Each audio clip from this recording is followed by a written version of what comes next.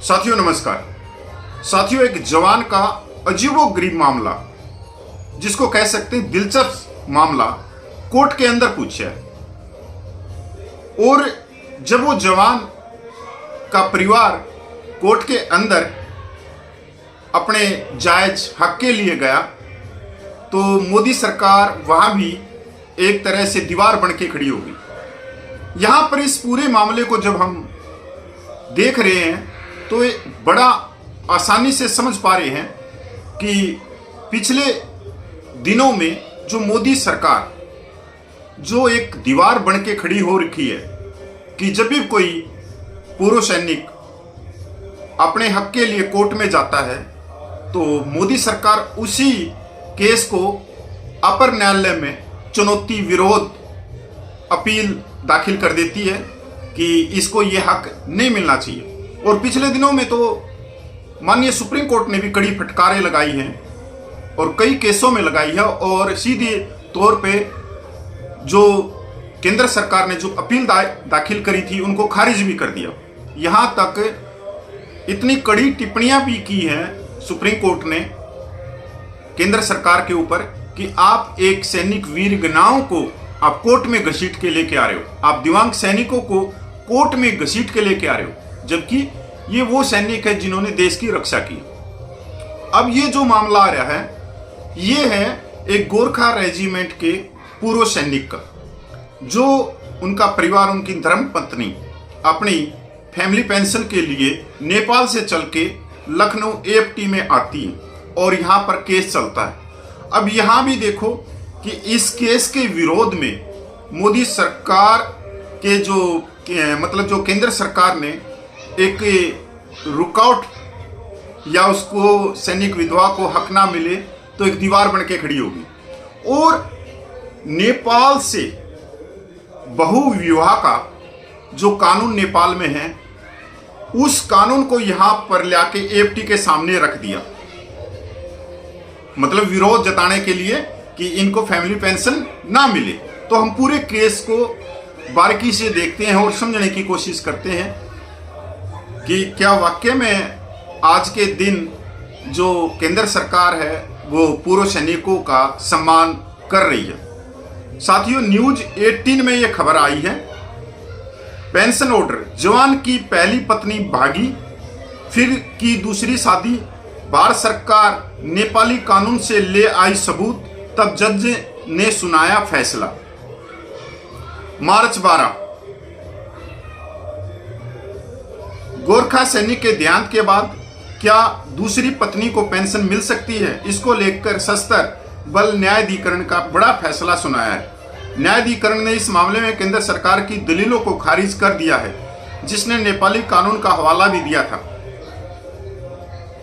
सशस्त्र बल न्यायाधिकरण एएफटी ने एक गोरखा सैनिक की विधवा को पारिवारिक पेंशन देने का फैसला सुनाया है, जिसमें सैनिक की पहली पत्नी किसी अन्य नेपाली नागरिक के साथ भाग जाने के बाद उसने दूसरी शादी की। न्यायाधिकरण ने माना कि दूसरी पत्नी, जिसने सैनिक के साथ 4 दशकों से अधिक समय तक साथ बिताया, उसकी कानूनी पत्नी है और इसलिए पारिवारिक पेंशन पाने की हकदार है। एएफटी लखनऊ की एक डिवीजन बेंच, जिसमें न्यायमूर्ति और मेजर जनरल सिंह शामिल थे, ने आदेश दिया है। यह आदेश पूर्व राइफलमैन धन बहादुर गुरुंग की विधवा देवी की माया गुरुंग द्वारा दायर एक याचिका पर दिया गया है। क्या कहता है नेपाल का कानून? इस मामले में पेंशन के लिए आवेदक की याचिका का विरोध करते हुए केंद्र सरकार ने मुल्की ऐन नेपाल का कानूनी कोड का हवाला दिया, जिसमें कहा गया कि मुल्की ऐन के संशोधित प्रावधान का हवाला दिया जो बहु विवाह पर रोक लगाते। केंद्र सरकार ने तर्क दिया कि नेपाल सरकार के रिकॉर्ड के अनुसार सैनिक ने पहली शादी के रहते हुए दूसरी शादी की, जिसे बहु विवाह के रूप में वर्गीकृत किया गया है। सैनिक की विधवा की बहु विवाह के कारण पेंशन रोकी। हालांकि एएफटी ने कहा कि आवेदक ने सैनिक की पहली पत्नी के भागने के बाद उससे शादी की थी। आवेदक ने सैनिक के साथ 43 साल तक साथ बिताया, उसे जीवन काल के बकाया का भुगतान किया गया और उसका नाम सैनिक के सेवा दस्तावेजों में दर्ज है, इसलिए वह पारिवारिक पेंशन पाने की हकदार है। इसके अलावा कोई अन्य व्यक्ति पेंशन का दावा करने के लिए आगे नहीं आया, इसलिए उसका दावा और मजबूत हो जाता है। आवेदक के पति ने 1959 में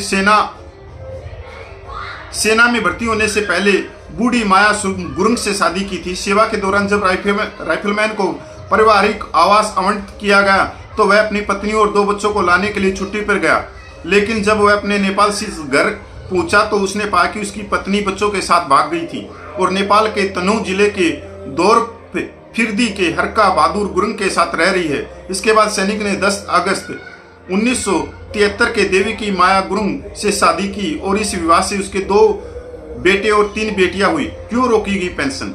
25 नवंबर 2016 को सेवानिवृत्त हो चुके राइफलमैन गुरुंग का निधन हो गया। उनकी पत्नी के बाद 19 दिसंबर 2016 को आवेदक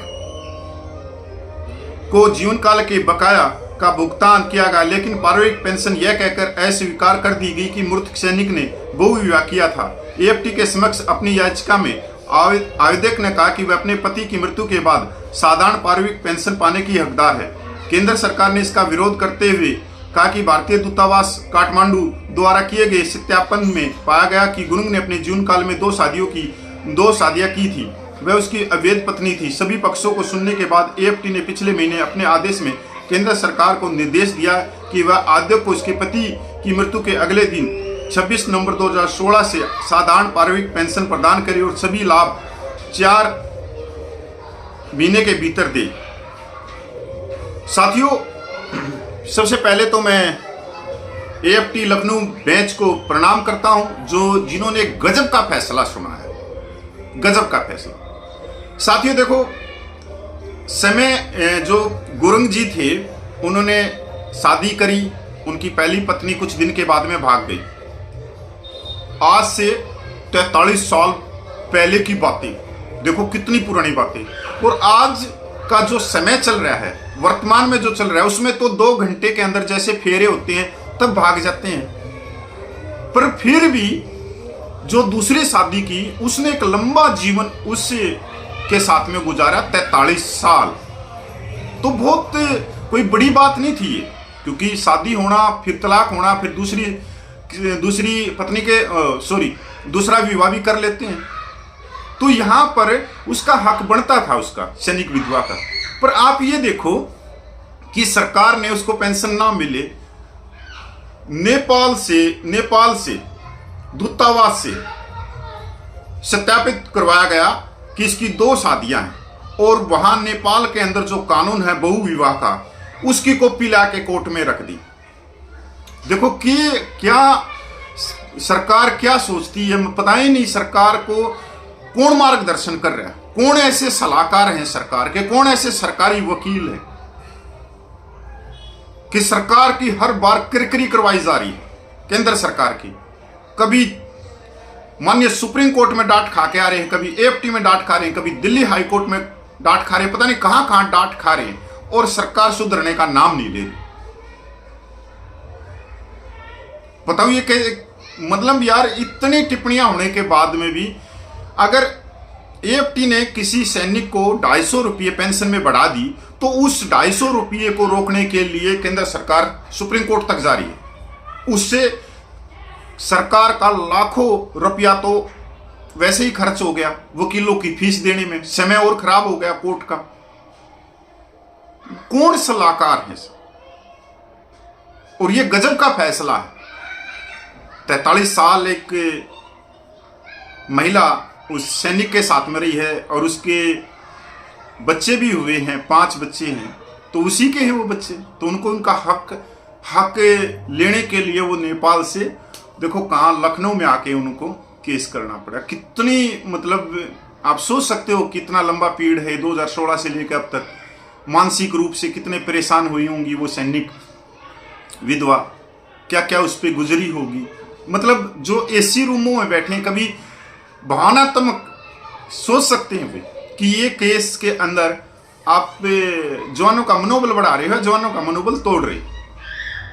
मैं तो ये कह रहा हूं कि केंद्र सरकार को थोड़ी बहुत अगर शर्म बची है तो शर्म करनी चाहिए कि हर केस को विरोध स्वरूप आप कोर्ट में लेके जा रहे हो। परमात्मा इनको सद्बुद्धि दे केंद्र सरकार को, और साथियों बहुत दिलचस्प मामला है ये, और एक मील का पत्थर भी है, क्योंकि ऐसे बहुत सारी सैनिक विधवाएं होंगी जिनको रोकी गई होगी उनकी पेंशन या पेंशन नहीं मिल रही होगी। तो अगर ये मेरी बात उन तक भी जाती है तो वो भी अपने हक के लिए माननीय न्यायालयों का दरवाजा खटखटा सकते हैं। तो भाई मैं लखनऊ AFT बेंच को मैं प्रणाम करता हूँ, सलाम करता हूँ, जो जिन्होंने गजब का फैसला दिया। जय हिंद, वंदे मातरम, जय भारत।